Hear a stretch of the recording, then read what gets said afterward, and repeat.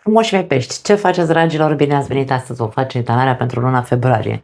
Etalare generală, nu uitați, nu luați de aici doar dacă va rezona ceva cu voi.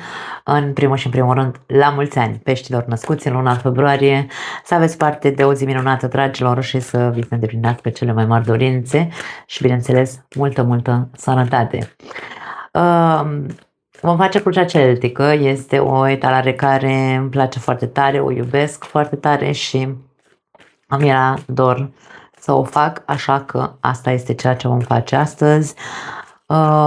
Și mai am un mesaj de transmis, sunt un pic, hai să numim răcită ca să nu zic gripată, nu știu deocamdată cât de mult o să mă afecteze. În cazul în care tușesc sau în cazul în care vedeți că îmi dreg vocea prea tare, sper să nu vă deranjeze. Asta este, nu am vrut să mă opresc, pentru că dacă mă opresc nu ne mai vedem decât peste o săptămână și nu vreau să vă las fără etalare tocmai pe voi, da? Hai să vedem. Începem să așezăm cărțile. Luna februarie 2026. Care-i treaba pentru voi? Provocarea, surpriza și concluzia acestei luni. Și avem energia ta, diavolul. Wow. Ca energie proprie, să spunem așa, diavolul ne arată o energie foarte potentă, foarte multă putere. Putere de toate felurile, atenție, diavolul vine cu de toate. Putere de vrăjit, între ghilimele, nu vorbim despre vrăji din acelea de magie, da?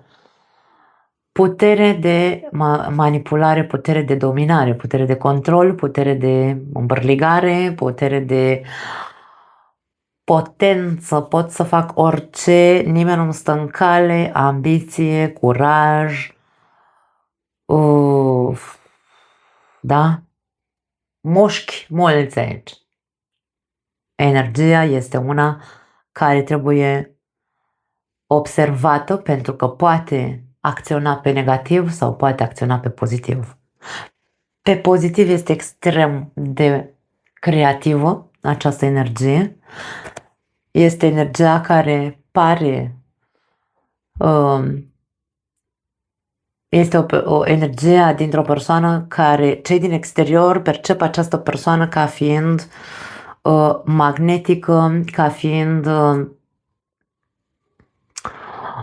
incitantă, ca fiind genul de persoană ca și cum a făcut un pact cu diavolul. Ies toate așa, foarte simplu, așa se vede din exterior. Pe negativ vorbim despre acea potență de a distruge. Pot să folosesc această energie atât să fac bine, cât și, deci, cu creativitate, cât și să fac foarte mult rău în jurul meu. Așadar, aveți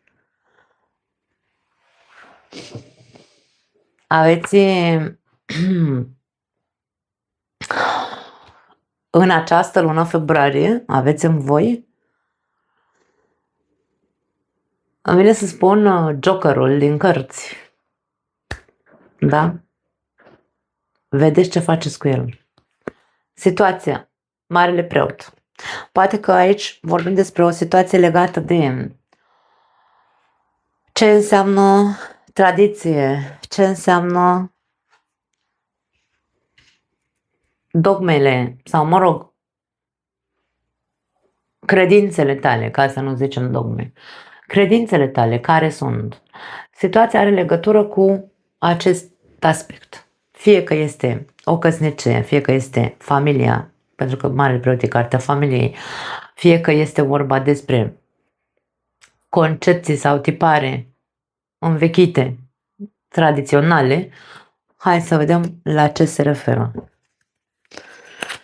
Poate că situația are nevoie de, hai să spunem, de niște înțelepciune, nu contează despre ce vorbim, că vorbim despre familie și așa mai departe. Poate că situația are nevoie de înțelepciune. Tu poți să fii foc și par, poți să fii în energie dominantă sau în energie foarte magică și creativă. Avem 6 de cupe. E nevoie de un soi de înțelepciune în ceea ce privește cineva din trecutul tău. Cineva din trecutul tău pe care tu nu accepti să-l pierzi sau, și aici poate fi obsesie, atenție cu diavolul, energia este obsesivă, ca și cum știți acele relații toxice, de exemplu, dacă vorbim despre relații, da? Atitudinea sau energia este una toxică pentru unii dintre voi, în care nici cu tine, dar nici fără tine.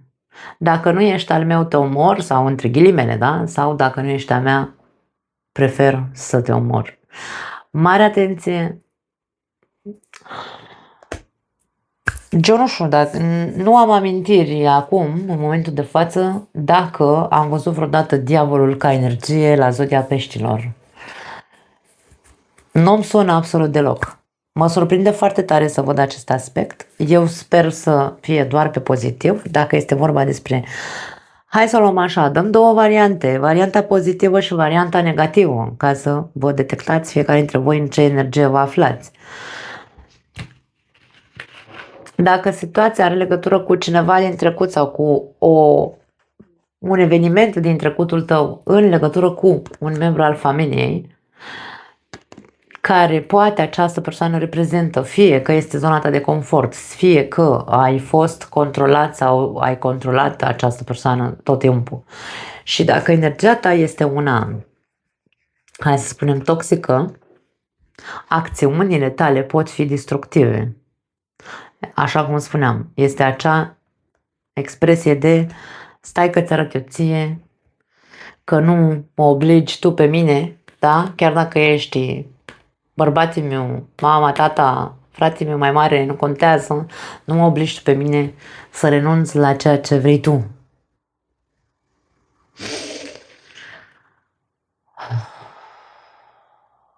Este cineva pe care tu nu vrei să-l pierzi, poate fi, din punct de vedere sentimental, partenerul de care te simți legat într-un mod toxic, nu este o legătură sănătoasă, de care aici ți se cere înțelepciune să renunți la acel fixism, la acea obsesie. Varianta pozitivă ale acestei combinații, dacă este vorba despre foarte multă potență creativă, da?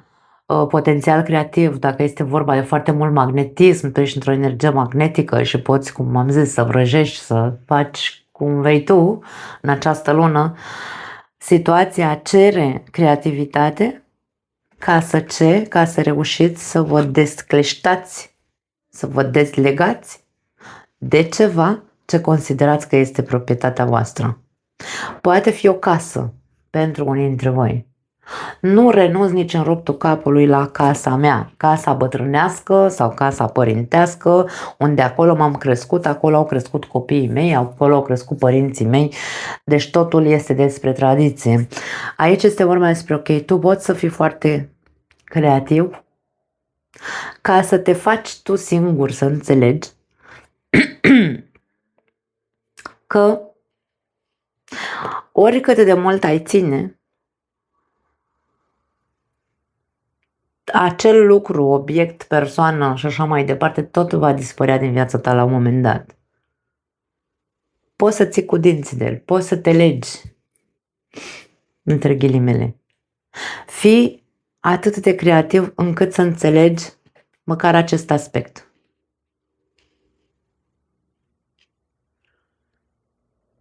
În cartea Diavolului există foarte multă legătură la ochi, ca și cum nu pot să văd altceva. De-aia se spune că este, nu știu, poate încăpățânare foarte multă și este foarte multă obsesie. Nu. Însă, dacă potențialul ăsta îl folosești într-atât încât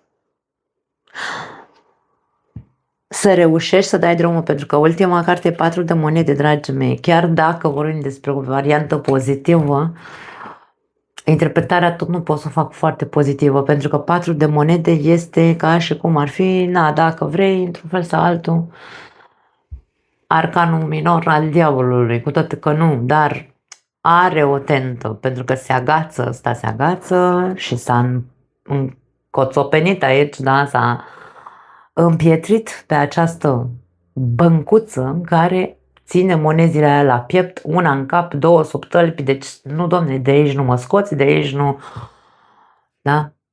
Nu vrea să renunțe, este toată averea lui, este toată, nu știu. Indiferent cine crezi tu că este această avere a ta, cufărul ăsta, depinde cine e și ce reprezintă pentru tine. Cu marele preot înseamnă înțelepciune, fii înțelept și creativ ca să reușești să te dezlegi. Fii înțelept și creativ ca să vezi că cu cât ții mai mult, cu atât poate vei pierde mai mult. Poate să fie și asta o altă interpretare.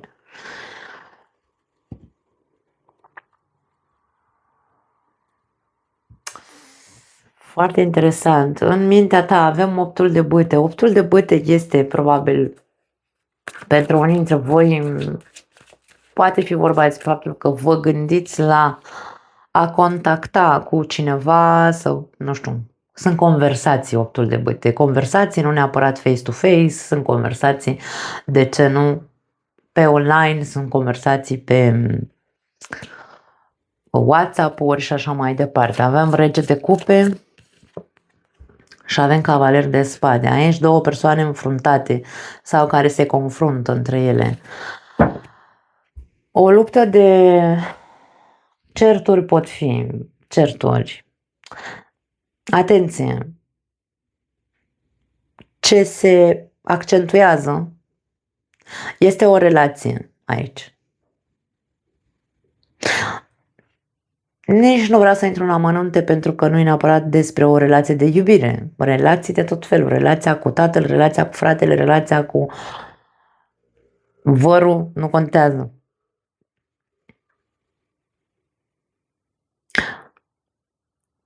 Unul e mai tare în gură și unul e mai, hai să-l numim, mai blând. Aici nu este despre hai să ne luptăm în cuvinte ca să vedem cine face pe cine. Aici e despre în mintea ta ai ceva de spus, însă alegi să o spui într-o manieră blândă, ceea ce nu este în concordanță cu energia ta. Asta pe pozitiv. Pe negativ, ai atât de multe lucruri acumulate în căpșorul tău, atât de multe conversații și scenarii pe care ți le-ai făcut în legătură cu această poveste, încât ești în stare să dai în cap și să nu neapărat să faci moarte de om, Doamne ferește că nu vreau să merg în acea extremă, însă aici vorbim despre ce atâta blândețe, Doamne, ce atâta conversație și comunicare. Stai că ți arăt ție, ultima carte este Cavalerul de Spade, da? Lasă că vă arăt eu vouă de acum înainte, lasă că vedeți voi, bla bla bla. Atitudinea poate să fie una defensivă pentru unii dintre voi, pentru alții dintre voi poate să fie o energie de smerenie, o energie de lăsat capul în jos, cu toate că în tine arde furia și în loc să spui ceea ce vrei, spui ceea ce consideri că ar trebui să spui. Eu aș spune, încearcă să fii înțelept, pentru că Marele Preot este prima carte, da, care a ieșit. Încearcă să nu ții nici cu capra, nici cu varza, în cazul în care nu este problema ta, nu te băga unde nu-ți fierbe oala, îmi vine să zic. Dacă problemele nu sunt ale tale, ci sunt a unui membru din familia ta, nu ai ce să... Da? Imediat. Nu ai ce să cauți în poveste pentru că nu e a ta. Este altcuiva. De ce să lupți tu luptele altcuiva? De-aia îți spun că ți se cere atitudine de înțelepciune, ți se cere să te comporți ca o persoană adultă, matură, nu intra în polemici, nu te lăsa tu vrăjit. Atenție, poate că ești tu atras într-o capcană de cineva, poate fi și asta, insist, o persoană care poate pare blândă sau poate pare că este nu indefensivă, cum se zice, nu știu, poate inocentă, dar se pare că e așa tipul mironosiței. Aoleu, sunt o victimă, nu, poate am ajuns și pe mine și tu sări repede să ajungi persoana aia. Nu, vezi de tine, ca și cum, ce treabă ai tu? Nu e borșul tău, da? Poți să dai un sfat, poți să, nu știu, îți dai părerea, pur și simplu. Dar nu, pentru că aici este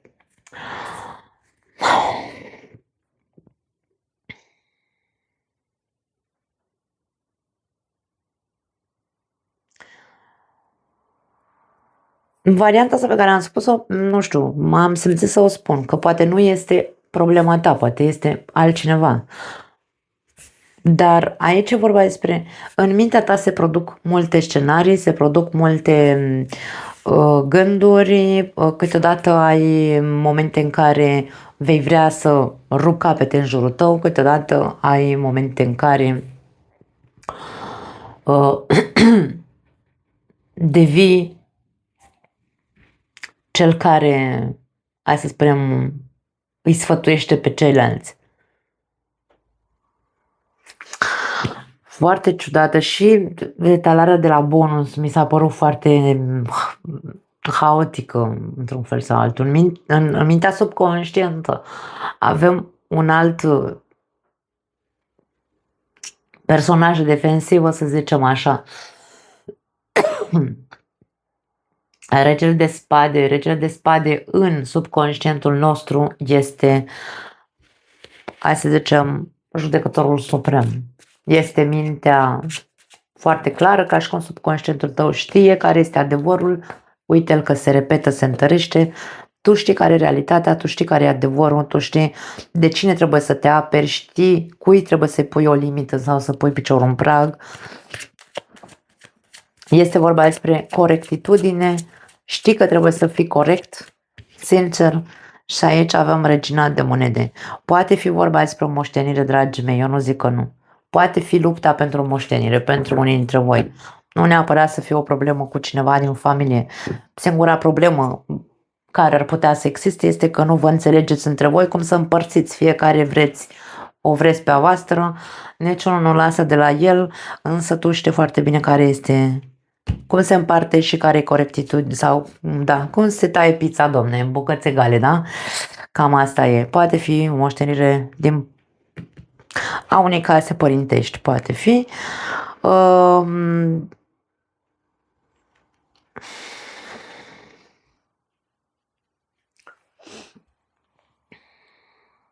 Dacă nu e vorba de o moștenire, că na. Eu aș spune că încercați în atitudinea voastră să nu căutați niciun soi de, să vă lăsați induși în eroare de ego, poate să fie ego mare, ca și cum lasă că nu vă las eu vouă nimic sau lasă că, da, deci poate să fie orice cu diavolul. Însă, am vine spun, nu te lăsa legat la ochi, atât. Indiferent că vorbim pe pozitiv, indiferent că vorbim pe negativ, pentru că atitudinea ta poate să fie una de foarte multă bunătate și să dai tot, da? Adică să dai semnătură, să zici nu îmi trebuie, Doamne, nimic, sau dimpotrivă să zici nu vă dau nimic, totul mi-aparține mie. Acum, ce e corect, e corect. Aici ca și cum, Doamne, dreptatea e dreptate, adevărul e adevăr, dacă sunteți mai mulți frați, nu prea aveți de ales, sau cel puțin n-ar trebui, dar ar trebui să știți să fiți corecți unul cu celălalt, indiferent care a fost relația voastră pe timpul vieții părinților, de exemplu. Dacă nu vorbim de o moștenire, vorbim aici de cine știe ce conflict cu nu știu cine, conflict pe care tu trebuie în care tu trebuie să ai o atitudine creativă, în care tu trebuie să ai o atitudine de ce nu, de autocontrol, pentru că poți să fii destul de egoic.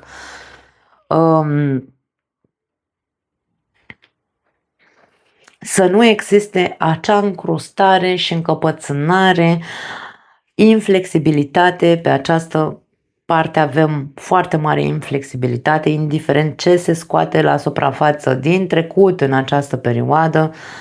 Nu vă lăsați corupți, îmi vine să zic, aici cu diavolul. Nu vă lăsați încinși, da? Avem foc, aici sunt focurile iadului. Nu vă lăsați manipulați, trebuie să existe înțelepciune, intuiție, intuiția să fie foarte activă, pentru că pot veni înțepături, sau voi puteți să fiți cei care înțepați. Corectitudinea nu trebuie să fie, hai să spun, lăsată ultima. Nu, dimpotrivă. Pentru că aici în subconștient e ca și cum, domne, eu știu cum trebuie să fie lucrurile sau să decurgă lucrurile. Cu respect, cu negociere, cu împăciuire aici, da? Deci nu e despre a ne rupe capurile, cum zic eu. Nu. Tu știi asta, acum depinde. Fiecare dintre voi, energia diavolului este foarte greu de concretat, da? Înspre ce bate, poate să fie orice, insist. În trecut avem soarele, aici vedem fericire, vedem energie bună. Da, ce s-a întâmplat? Se întâmplă ce se întâmplă acum. Voie bună și toate, și succes și abundență, de toate vedem aici. Totul ok. Și foarte multă putere sau stabilitate, siguranță și ca și cum foarte multă încredere, ca și cum niciodată n-aș fi crezut să pierd acest bun pe care îl aveam, care mi-aparținea. Foarte mult optimism, foarte mult, hai să spunem,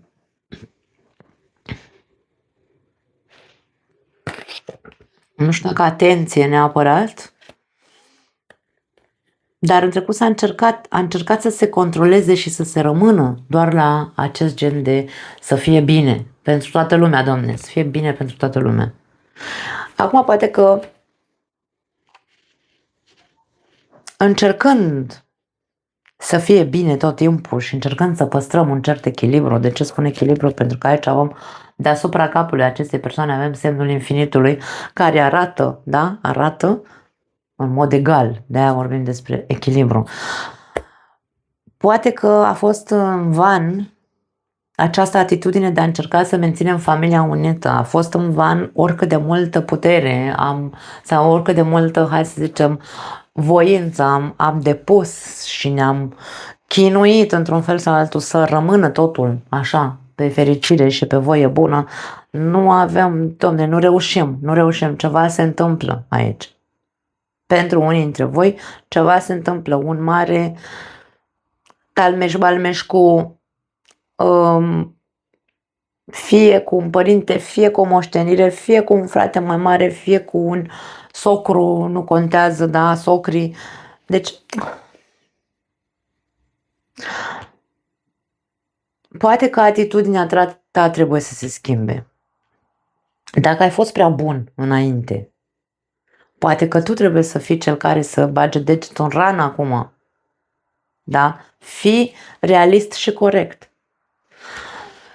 Dacă tu ai fost drăcușorul, să zicem, în trecut, acum poate că tu trebuie să schimbi tactica și să înveți să te ții în frâu. De ce nu? Aici, cu regele de cupe și cavalerul de spade.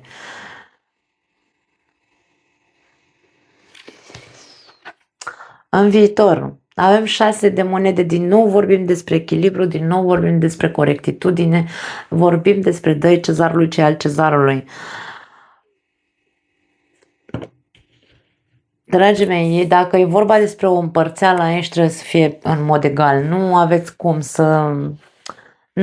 indiferent cât încercați să manipulați, dacă e vorba despre asta, unii dintre voi, dacă atitudinea voastră e despre manipulare, indiferent cât de mult încercați să controlați rezultatele, nu veți putea, chiar dacă aveți încredere în voi foarte multă. Nu.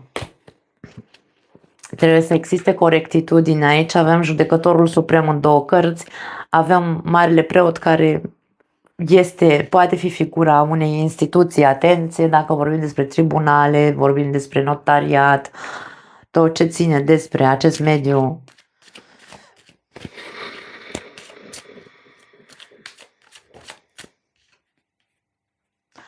Poate fi mult despre bani la voi. Și regina de spade. Aici e ca și cum, domne, ce este drept și corect? Fiecare cât a investit. Fiecare cât a cât știe că merită, care e partea pe care o meriți. Nu totul e al meu sau totul e a celuilalt. Nu, aici 50-50 sau după investiții. Dacă eu am făcut mai mari investiții acolo, e clar că eu trebuie să-mi iau mai mulți bani de acolo. Este logic, este foarte normal așa.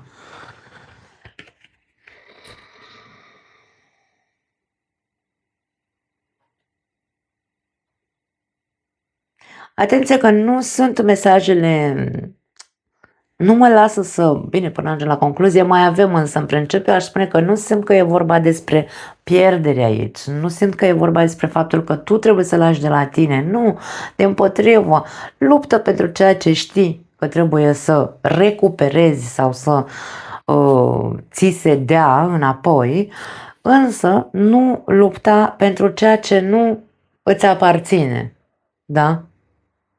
Dacă e vorba despre un divorț, dragii mei, ce să zic? Cel mai corect este 50-50, cel mai corect este... Na, bine, eu nu vreau să-mi dau cu părerea, că înainte îmi dădeam prea mult cu părerea și am ajuns la concluzia că nu am de ce să mai intru atât de adânc în povești. Însă aici e vorba despre de cezarului ce al cezarului, punct. Sau luptă, dacă tu ești cel care trebuie să fie cel care primește, luptă să primești ceea ce crezi legal că ți se cuvine, ceea ce știi că ți se cuvine. Atât.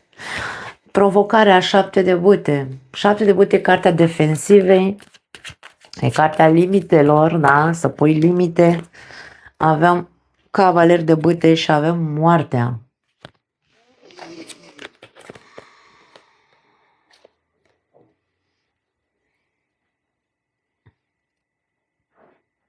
Pentru unii dintre voi sunteți provocați să vă depășiți anumite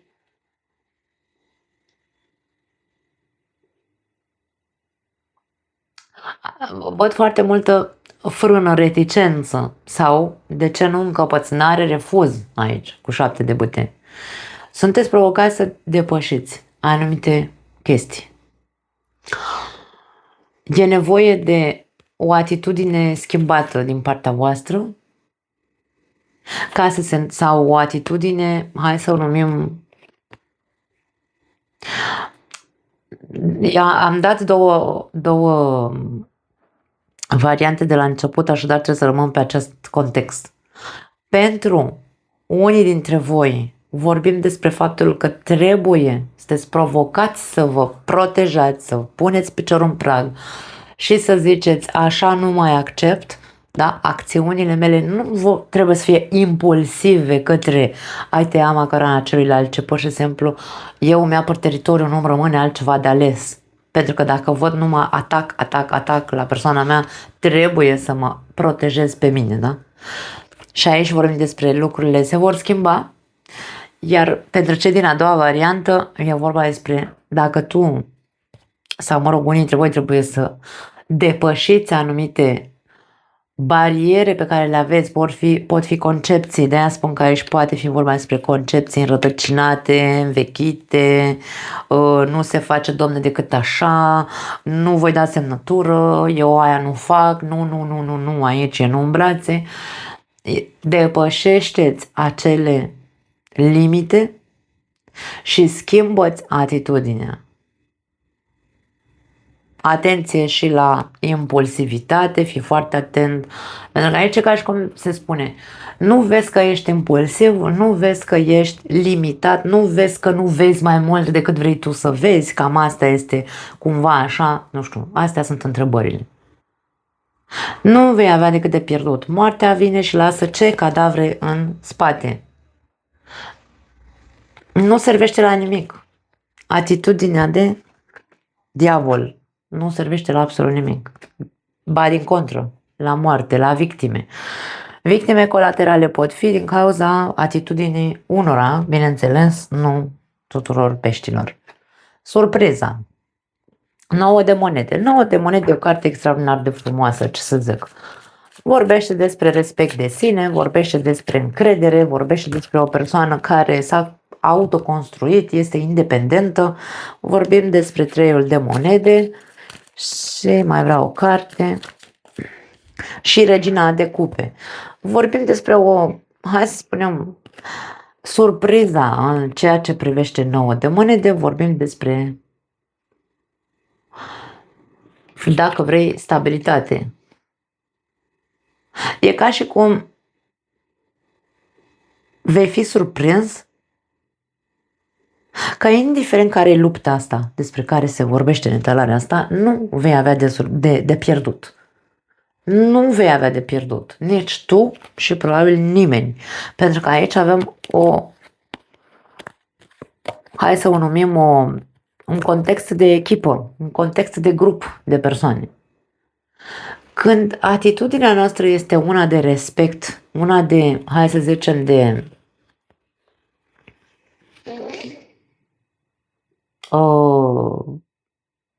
blândețe într-un fel sau altul cu regina de cupe, da?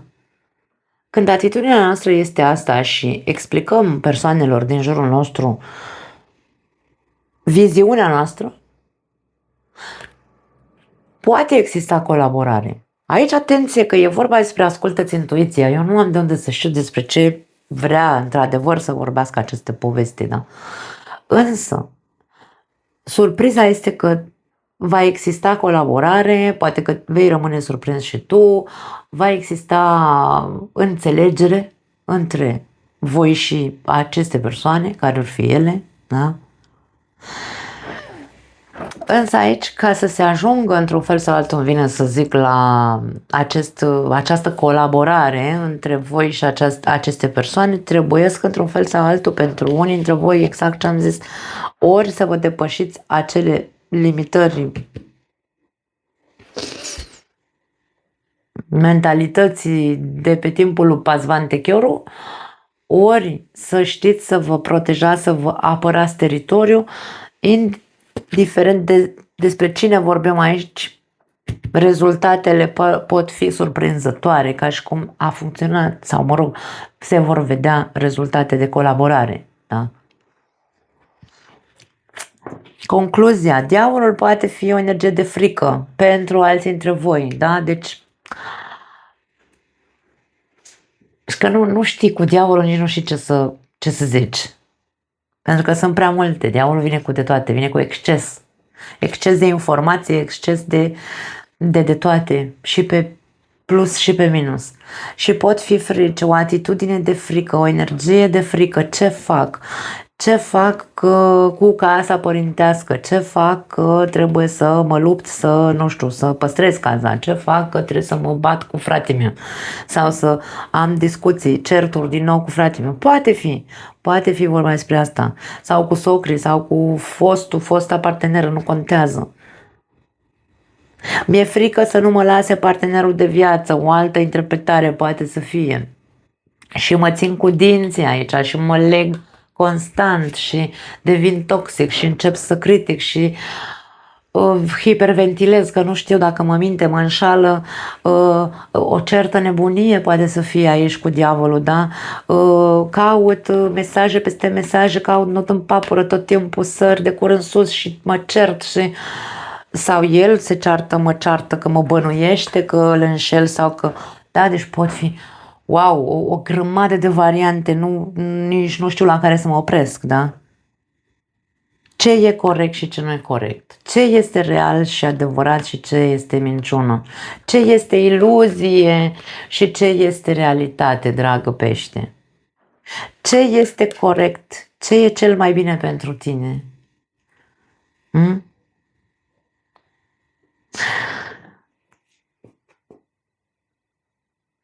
De ce ți este atât de greu să pui limite?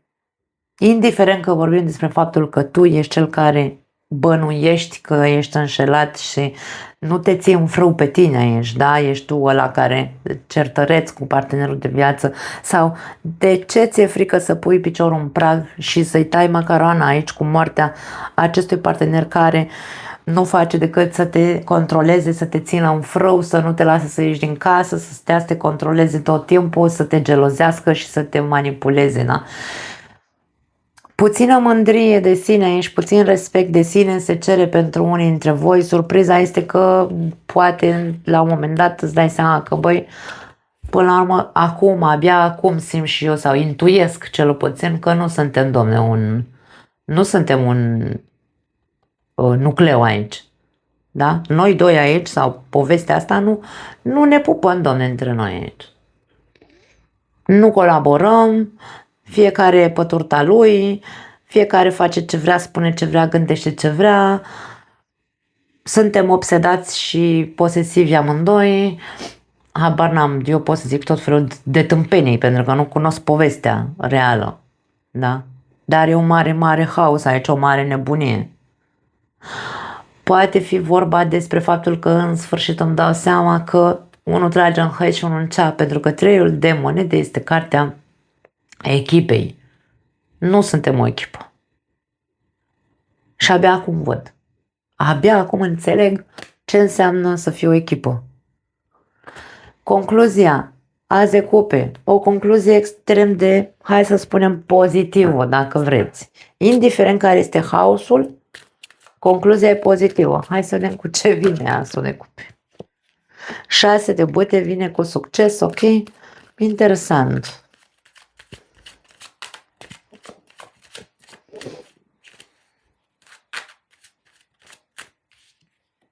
Și cavaler de monede. Dragii mei, ce să zic? Da, această concluzie are,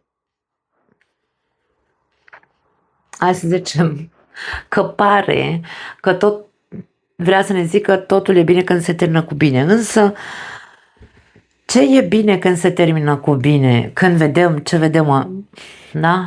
Când vedem ce am văzut. În momentul în care nu se mai aleargă pentru anumite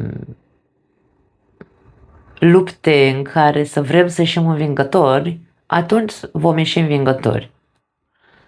Da. Atitudinea nu trebuie să fie de luptă, trebuie să fie una echilibrată și corectă, înțeleaptă, în care să știm să devenim flexibili, pentru că avem multă rigiditate, am spus de la început. Dacă vorbim despre iubire, și bine, până la urmă mi-e indiferent despre ce fel de iubire vorbim. Iubire în cuplu, iubire între frați, iubire în familie. Când vorbim despre iubire azi de cupe, asta e concluzia acestei talări. Când vorbim despre iubire, nu are ce să caute interesul financiar, nu are ce să caute cine este mai tare decât cine. Da? Să ne măsurăm forțele, nu ne măsurăm nicio forță într-o relație. În niciun fel de relație, nici în relația de cuplu, nici în relația cu familia, nu. Orgoliile trebuie lăsate deoparte și trebuie doar văzută realitatea cea care este acum, în acest moment. Și nu este vorba despre, pentru că, atenție, eu vreau să fac o mare diferență, pentru că sunt foarte multe persoane care ia mesajele așa, mot, domne, cum ies pe gură de la mine, cum ies pe gura mea, pardon, cum așa le ia și zice, ai dreptate sau nu ai dreptate. Eu nu sunt aici ca să am dreptate, eu sunt aici ca să încerc să pun în cuvinte niște energii pe care le văd și cam atât. Nu vreau să am dreptate în nimic. Eu pur și simplu atât vreau să reușesc să pun în cuvinte. Ideea este că dacă situația este una toxică, urâtă, care e nevoie de o certă atitudine să-i poți face față, nu poți fi nici să cazi în extrema acidității, a criticii, a bătăliei, a controlului, a încăpățânării, indiferent cu cine vorbești, a fac moarte de om, da? Indiferent despre cine vorbim, dar nici nu poți să cazi în cealaltă extremă, pentru că de-aia vorbim, energia diavolului este extrem de extremistă, în care să fiu doar iubire. Tac și înghit că-i mama, că-i tata, că-i bărbații meu, că e nevastă mea, că ne cunoaștem de o viață sau mi-au dat viață. Nu, domne, tot corect trebuie să fiu. Tot corect trebuie să fiu, nu am de ales. Cum să fiu eu ăla care stă și înghite tot timpul tot rahatul? Deci nici una și nici alta, ca să ne înțelegem, despre asta vorbim. Concluzia este că în iubire nu avem nevoie sau avem nevoie de un orgoliu sănătos, dacă vrei, da? Și de foarte mult realism. Nu poți să tratezi cu iubire o situație toxică. Nu poți să tratezi cu iubire un narcisist. Nu poți să tratezi cu iubire un interesat. Ca să ne înțelegem. Asta este concluzia acestei etalări. Da? Uf, m-a luat valul și rămân fără voce. Ok, cam asta e, dragii mei. Pentru că este foarte ușor să tragem concluzii, este foarte ușor să luăm mesajele ca atare cum îi ies pe gură lui Nicol și fiecare face, nu știu, așa o ciorbă cu mesajele astea, care nu le așează coerent în viața lor, dacă rezonează, bineînțeles, ci după aia încep să arunce cu săgeți și cu alte mesaje urâte la adresa mea că sunt eu handicapată. În fine, nu mai contează.